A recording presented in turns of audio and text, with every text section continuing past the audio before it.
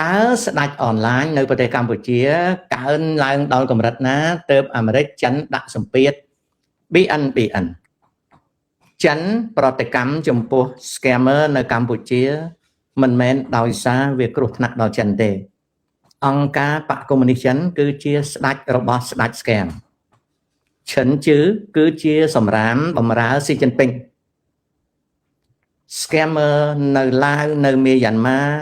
នៅប្រទេសអាស៊ីប៉ែអាគ្នេយ៍កម្ពុជាថៃឡង់សុទ្ធតែជាខ្សែរយៈនៃបកកុម្មុយនីសចិនក៏ប៉ុន្តែនៅពេលដែលបកកុម្មុយនីសចិន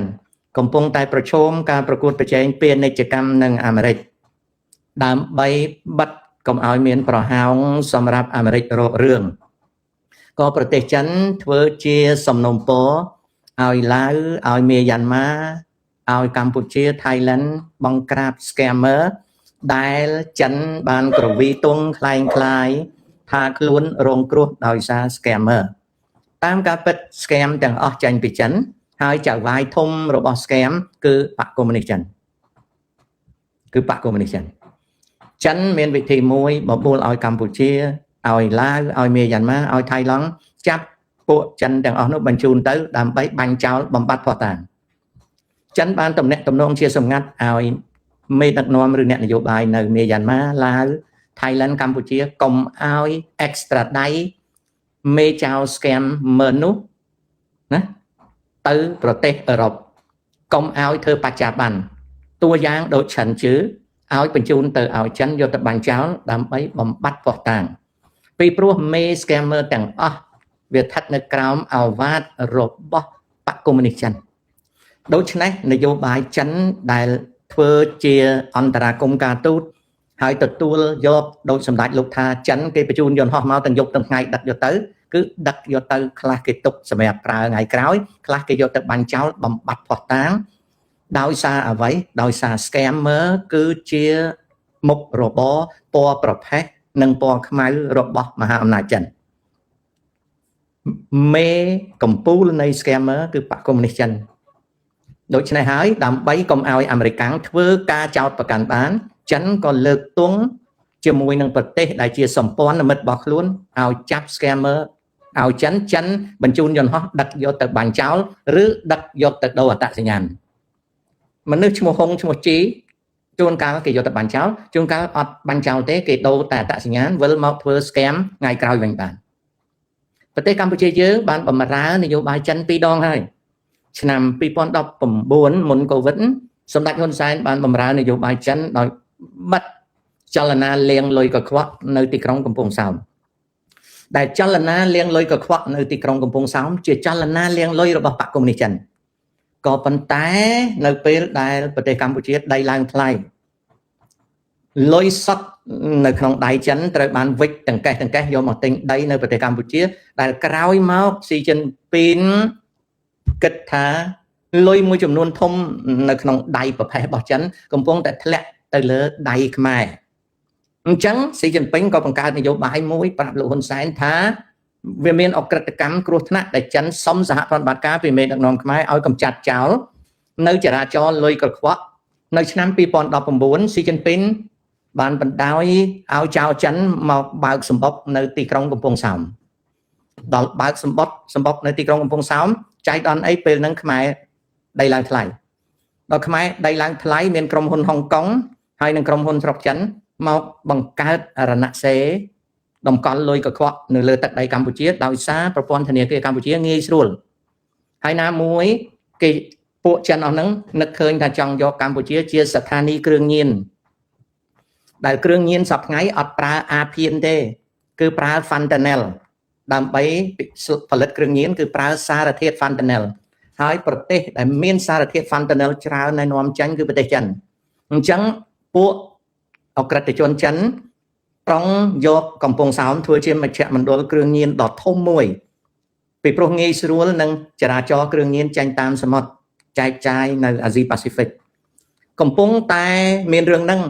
ដីនៅប្រទេសកម្ពុជាវាឡើងថ្លៃដល់ដីឡើងថ្លៃទៅចិនវាយកលុយទាំងបាវទាំងវ៉ាលីទាំងកេះយកមកទិញដីបកកុម្មុយនីសចិនជូនដំណឹងប្រធានស៊ីជីនពីងថាបើបណ្ដោយឲ្យចិនបង្កើតឋានសួគ៌មួយទៀតនៅកំពង់សោម ហើយពេលនេះ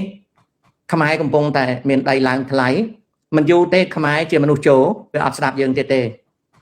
បើមេដឹកនាំវាបើមន្ត្រីវាបើប្រជាជនវាទៅខ្លាយទៅជាអ្នកមានវាអត់ស្ដាប់យើងទេយើងដែលអាចតាក់ទងត្រួតក្បាលវាបានពីព្រោះវាសុំជំនួយយើងវាខ្ចីលុយយើងបើសិនជាអនុញ្ញាតឲ្យដីនឹងឡើងថ្លៃដល់កំពូលហើយជនជាតិយើងបញ្ចេញលុយកខ្វក់ទៅទិញដីវាថ្ងៃក្រោយវាមានលុយច្រើនវាយើងនឹងរបូតដៃវាអត់ស្ដាប់យើងទេមេដឹកនាំខ្មែរនឹងមិនស្ដាប់យើងទេពីព្រោះមេដឹកនាំខ្មែររលុយបានអញ្ចឹងស៊ីជីនពីងគាត់តំណាក់តំណងមួយសម្ដេចហ៊ុនសែនសុំអន្តរាគមន៍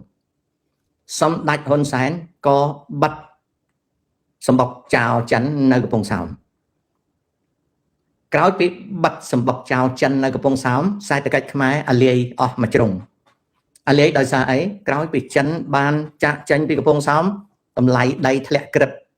អ្នកណាដែលលក់ដីបានខ្លាយទៅជាអ្នកមានអ្នកណាដែលលក់ដីមិនទាន់ក៏លែងបានធ្វើអ្នកមាន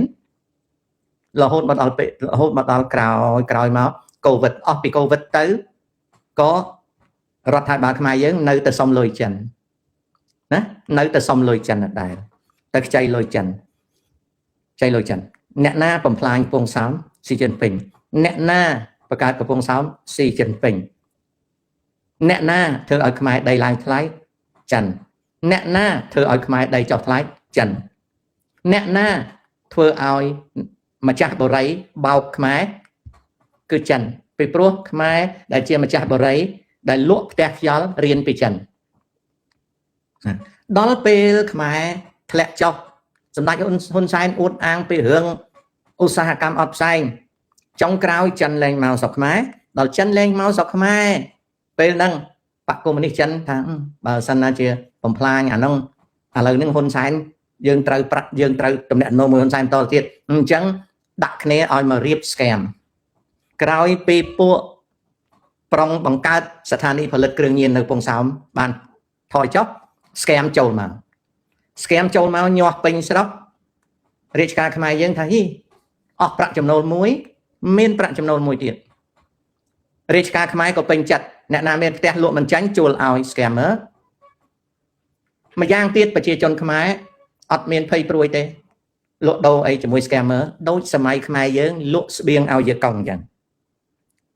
មានចាំទេខ្ញុំនិយាយពីឆ្នាំ65ដល់69ខ្មែរលក់ស្បៀងឲ្យយាកុងយកលុយខ្លាំងមកចាយនៅពេលដែលយាកុងមានមនុស្សរបស់គេក្នុងធនាគារជាតិកម្ពុជាលុយដែលគេបោះខ្លាំងនៅហុងកុងគេដឹកតាមស្បោងការទូតយកមកដាក់នៅក្នុងធនាគារជាតិខ្មែរហើយទីបំផុត circulation របស់រូបបាយប័ណ្ណខ្មែរคล้ายទៅជាខ្ញុំកញ្ចះរបស់រូបបាយប័ណ្ណคล้ายយាកុងក្រោយពីគេបង្កើតការរកស៊ី scammer មន្ត្រីរាជការយើងក៏ចាត់ទុកថា scammer គឺជាសេដ្ឋកិច្ចថ្មីហើយយើងក៏រស់ពីហ្នឹងមកដល់រស់ពីហ្នឹងមករហូតដល់ឆ្នាំ25 26ទើបវាកើតបញ្ហាឥឡូវនេះឃើញអ្នកណាអ្នក create អានោះនេះបកគុំនេះចិនហើយមិនបានគេ create អានោះពីព្រោះអានោះហើយជារបៀបគេ control ប្រទេសគេ control ប្រទេសឲ្យទៅជាសម្ព័ន្ធមិត្តរបស់គេគឺគេប្រើអញ្ចឹងទី1គេឲ្យប្រទេសហ្នឹងពុករលួយទី2គេអត់ឲ្យប្រទេសហ្នឹងមានពេកទេព្រោះកាលណាមានពេកប្រទេសហ្នឹងដោះដៃចោលគេយួនក៏ធ្វើអញ្ចឹងចំពោះខ្មែរចិនក៏ធ្វើអញ្ចឹងចំពោះខ្មែរហើយចុះអាមេរិកដូចតែគ្នាបើមេដឹកនាំនៃប្រទេសមួយមិនឆ្លាតវៃប្រទេសដែលជាមហាអំណាចធ្វើតែអញ្ចឹងគេធ្វើតែអញ្ចឹងវាជារឿងធម្មតាគេធ្វើតែអញ្ចឹងហើយបានវាកើតអា scam នេះមកហើយចិនឥឡូវនឹងកំពុងតែឲ្យវាងយីនឹងលើកទង់ថាចិនប្រយុទ្ធប្រឆាំងនឹង scammer តាមពិត scammer កើតពីចិនណាដូចប្រហែលថ្ងៃនេះខ្ញុំវិលទៅស្ដាប់ការកាត់សេចក្តីករណីទី1នៃតុលាការខ្មែរក្រហមខ្ញុំស្ដាប់អំពីការកាត់សេចក្តីទោសរបស់ដុចកាំងកេអៀវដូចគាត់និយាយរឿងមួយដែលជាការពិតពីព្រោះស្រុកកំណើតខ្ញុំគឺតំបន់25វាមានស្អាងកោះធំលើកដែកនៅក្នុងតំបន់25ដូចជាមាន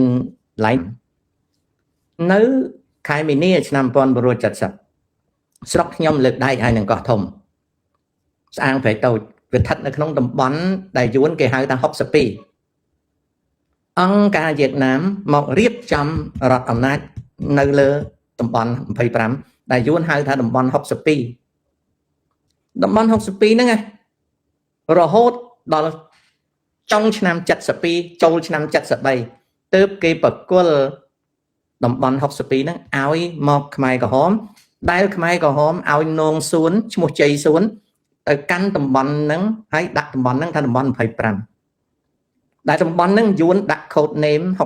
62ប្រព័ន្ធពន្ធដារទីផ្សារដែលយួនរៀបចំនៅក្នុងហ្នឹងគឺយួនរៀបចំដាក់មនុស្សយួនមានឈ្មោះថោងឈ្មោះជឿនឈ្មោះសុយហើយនឹងឈ្មោះកនអីឈ្មោះជាខ្មែរប៉ុន្តែសិតតែយួនមិនជាចាប់ពីស្រុកឡើងទៅនៅតំបន់ហ្នឹងយួនកាន់ទាំងអស់ហើយយុវជនយុវនារីកម្ពុជាយួនរៀបចំជាកងយុវជនយុវនារីកម្ពុជាដែលយួនរៀបចំតាំងពីថ្ងៃទី1នៃសង្គ្រាមដែលផ្ទុះឡើងនៅថ្ងៃទី24ខែមីនាឆ្នាំ70ហើយប្រព័ន្ធពន្ធដារដែលយួនរៀបនៅក្នុងតំបន់25ដែលយួនហៅ62ហ្នឹងយួនចំណេញបានប្រមាណយួនយកទៅស្រុកយួនទាំងអស់ហើយអង្គការដែលត្រួតត្រាគាត់ធំលើកដែកគឺអង្គការបដិវត្តរបស់យាកុងនៃគណៈកម្មាធិការប្រជាជនបដិវត្តខេត្តអាងយ៉ាងឪពុកខ្ញុំជាប់នៅក្នុងតំបន់រំដោះហ្នឹងតែគាត់បួសណោះដល់អញ្ចឹងទៅក្រោយមកឆ្នាំ1972គាត់ក៏ចាក់ចែងពីលើកដែកពុកខ្ញុំគាត់បួសណាគាត់បួសហើយគាត់គង់នៅវត្តទួលស្លែងពីផ្ទូលយើងលើកដែកហ្នឹងអញ្ចឹងអាការត្រួតត្រាតំបន់62ហ្នឹងគឺគណៈកម្មាធិការប្រជាជនបដិវត្តយាកុងនៅខេត្តអាងយ៉ាងអ្នកត្រួតត្រាសេដ្ឋកិច្ចទាំងអស់យួនយកទាំងអស់យួនបើកទីផ្សារយួនយកផាស៊ីយកពន្ធអីទាំងអស់ចំនួនជួញប្រែនៅក្នុងតំបន់62យួនកាន់កាប់ទាំងអស់ហើយអង្គភាពដែលមានឈ្មោះខ្មែរគឺសិតតែយួននេះគឺជាការរៀបចំរបស់ប្រជាជនបដិវត្តខេត្តអាងយ៉ាងនៅលើតំបន់កោះធំនិងលើកដែកតែក្រោយមកខ្លាយទៅជាតំបន់25ក្រោមនងសួនហៅជ័យសួនរឿងនោះអត់តែណានិយាយទេដល់ខ្ញុំស្ដាប់ឮទៅដូចគាត់និយាយគាត់ថាអត់ដូចគេសួរដូចណាដូចថានៅនឹងតំបន់25ដូចហៅនងសួនថាបងសួនដូចចូលអង្គការបកជាសមាជិកឆ្នាំ69មុន69ដូចជាប់គុកអញ្ចឹងដល់ដូចនិយាយប្រាប់ទៅគឺដូចបេះបិទតែពុកខ្ញុំប្រាប់តែកូនអើយនៅម្ដុំហ្នឹងយួនគេកាន់កាប់ហើយអង្គការយួនដែលកាន់កាប់ហ្នឹងគឺអង្គការខេត្តអាងយ៉ាងណាខេត្តអាងយ៉ាងហើយគេរៀបជួរតបពីរគេរៀបជួរតបនៅក្រោមយួនហើយគេរៀបជួរតបមួយទៀតគេហៅខ្មែររំដោះពាក់រូបស្ដេចសីហនុយួនរៀបទាំងពីរហើយមេបញ្ជាការធំដែលផ្ដល់សភាវុធអីឲ្យខ្មែររំដោះគឺយួនឈ្មោះមិត្តនួនណាចេះខ្មែរស្ទាត់សាស្ត្រាចារ្យតែយួនទេហើយពេទ្យរបស់ខ្មែររំដោះនៅតំបន់62ហ្នឹងគឺយួនដល់មកដូចនិយាយឈ្មោះអដែរដូចគ្នាបានសេចក្តីថាព័ត៌មានឪពុកខ្ញុំប្រាប់ខ្ញុំហ្នឹងគឺដូចគ្នានឹងកាំងកេកអៀលហៅដូចសួរថាតើរឿងហ្នឹងវាជារឿងអាក្រក់ទេនយោបាយបងប្អូនអើយនយោបាយគេធ្វើតែអញ្ចឹងហើយបានយើងខំរៀនបានយើងដឹងខ្ញុំនិយាយនេះមិនមែនរឿងស្អប់យួនស្អប់ខ្មែរស្អប់ចិនអីទេនិយាយថាកុំចេះតែជឿតាមគេនោះឥឡូវត្រឡប់មកវិញចិនជាអ្នកបង្កើតកំពង់សោមហើយជាអ្នកបំផ្លាញកំពង់សោមចិនជាអ្នកបង្កើត scam ហើយបំផ្លាញខ្មែរដោយសារ scam មិនបានចិនធ្វើអញ្ចឹងពីព្រោះបើទុកឲ្យខ្មែរជិះសេះលែងដៃមេដឹកនាំខ្មែរអត់ស្ដាប់ចិនទេចុះយួនធ្វើដូចគ្នាយើងអត់ដឹងទេជួនកាលយួនកំពុងតែរៀបចំឧទាហរណ៍ថាប្អូនសួនសេរីសខុមសួនសេរីសខុមនោះប្រមាថជីវិតគេឥឡូវឮសូរថាគេកំពុងតែចោមរោមតវ៉ាវាពីព្រោះវាប្រមាថជីវិតគេណាខ្មែរដូចសេរីសខុមអីមាត់ឆៅហាមាត់ឡើងរត់តែសម្លាប់ទេស្រុកអាមេរិកយើងហាមាត់ចង់សម្លាប់គេថតសម្លេងបានគេប្រែគេឡើងតុលាការម្ដងអត់បានពីរដងអត់បានថ្ងៃក្រោយគង់ធ្លាក់ទេឧទាហរណ៍ដូចកម្មសុខានិងសំរងស៊ីទៅតាក់ទងកុកសណាឥឡូវនេះចលនាកុកសមងតញ្ញាក្រោយពីកុកសគាត់ស្លាប់ទៅបាច់បាក់អស់ហើយណាបើសិនជាយើងមើលពួកម៉ុងតាញកុកសយើងថាបែកបាក់ធម្មតាដោយសារកូនរបស់កុកសវាមកពី Florida វាមកកាន់ប្រហែលកុកសបែកជា2ជា3អាហ្នឹងយើងមើលឃើញអញ្ចឹងឯងប៉ុន្តែអ្វីដែលយើងមើលអត់ដឹងគឺយួនគេ parallel ម៉ុងតាញនៅលើទឹកដីអាមេរិកយួនក៏មានសកម្មភាព parallel ម៉ុងតាញ បើយួនប៉ារ៉ាឡែលជាមួយម៉ុងតាញដោយកុកសបានយួនក៏អាចតាក់ទងសំរងស៊ីដែរសំរងស៊ីជួនកាលដោយសារឃ្លានស្រោមសបុតក៏ត្រូវតែយួនឧបត្ថម្ភអញ្ចឹងមកជាងហៀងសំរងស៊ីក៏បំរើហ៊ុនសែនតាមដំណក់ទឹកភ្លៀងខ្ញុំប្រើពាក្យថាតាមដំណក់ទឹកភ្លៀងពីព្រោះប្រពន្ធសំរងស៊ីជាមនុស្សស្រេកឃ្លានលុយតាំងពីនៅធ្វើនយោបាយស្រុកខ្មែរជាមួយនឹងប្រពន្ធរបស់អាគាត់មួយដែលសម័យ2017វាអត់ចេញមុខដែលវាមានស្រីស្នេហ៍វាធ្វើពេទ្យចូលលោកហ៊ុនសែនណាហើយប្រពន្ធរបស់វាធ្វើតំណាងរាជខេត្តសៀមរាបយឹមសវណ្ណណាយឹមសវណ្ណជាដៃគូជាមួយចលងសមូរាចិត្តស្និទ្ធគ្នាស្ថាសាលុយណាដល់អញ្ចឹងទៅមនុស្សកាលណាយើងស្រែកឃ្លានលុយបរទេសគេយកលុយមកខ្ពុះយើងអញ្ចឹងមួយផ្នែកសំរងស៊ីបម្រើហ៊ុនសែនជួនកាលមួយផ្នែកទៀតបម្រើយួនដោយអត់ដឹងខ្លួនអានឹងអញ្ចឹងមិនមែនជាការចោទប្រកាន់ទេជាការវិភាគទេមិនបានយួនគ្រប់គ្រងហ៊ុនសែនតាមរយៈពួកប្រឆាំងមិនក៏ហ៊ុនសែនត្រូវចាយលើពួកប្រឆាំងដើម្បីឲ្យប្រឆាំងគាត់ក៏ដូចគ្នាមិនបានចិនប្រើប្រាស់ scam ប្រើប្រាស់ fentanyl ដើម្បីប្រព្រឹត្តនៅស្ថានីយ៍ផលិតគ្រឿងញៀននៅប្រទេសកម្ពុជានយោបាយអ្វីដែលចង់និយាយគឺនយោបាយអញ្ចឹងនយោបាយវាកើតអញ្ចឹងបងប្អូនចុះដំណោះស្រាយគឺប្រជាជនយើងខំប្រឹងរៀនកុំប្រើអំពើហិង្សាដាក់គ្នាកុំឆ្លោះគ្នា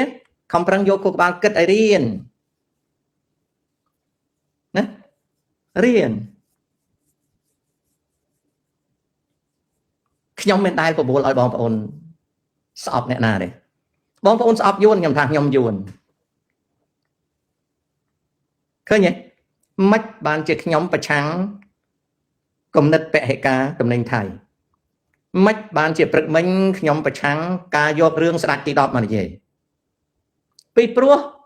ខ្ញុំចង់ឲ្យយល់ថានយោបាយប្រជាជនយើងទូកវែងចំណែកមេដឹកនាំយើងទូកខ្លីគាត់បត់លឿនយើងបត់អត់ទាន់បាក់ទូកអញ្ចឹងយើងត្រូវរៀនខ្ញុំអត់ចង់ឲ្យខ្មែរស្អប់គ្នាទេអញ្ចឹងហើយបានជាខ្ញុំអង្វរកលោកហ៊ុនសែនឲ្យកសាងឯកភាពជាតិព្រឹកមិញលោកហ៊ុនសែននិយាយនៅក្នុងកិច្ចប្រជុំ 3000 នាក់សៀមចាប់ផ្ដើមមានបញ្ហា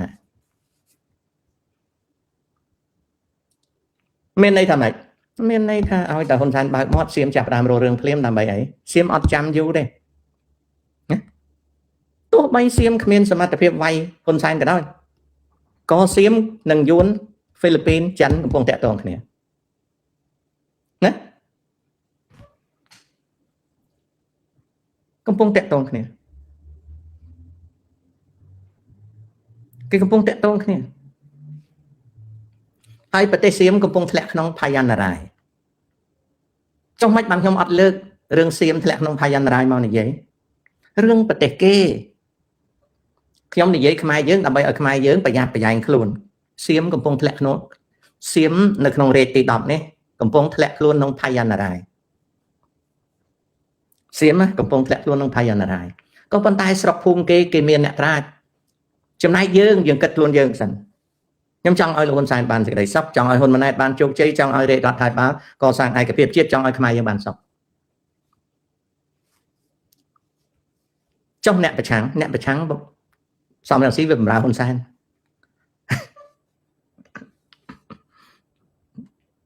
ខ្ញុំនិយាយពាក្យថាសំរងស៊ីបម្រើហ៊ុនសែនរហូតដល់ហ៊ុនសែនគាត់ថាបើអញ្ចឹងក៏អញ្ចឹងដែរអ្នកវិភាគព័ត៌មានខ្មែរអ្នកវិភាគនយោបាយខ្មែរមានតែខ្ញុំទេដែលនិយាយថាសំរងស៊ីធ្វើអីក៏បម្រើហ៊ុនសែនដែរហើយជាពិសេសពី2017ខែកញ្ញាឆ្នាំ2017មកដល់ឥឡូវស្អីក៏សំរងស៊ីបម្រើហ៊ុនសែនដែរ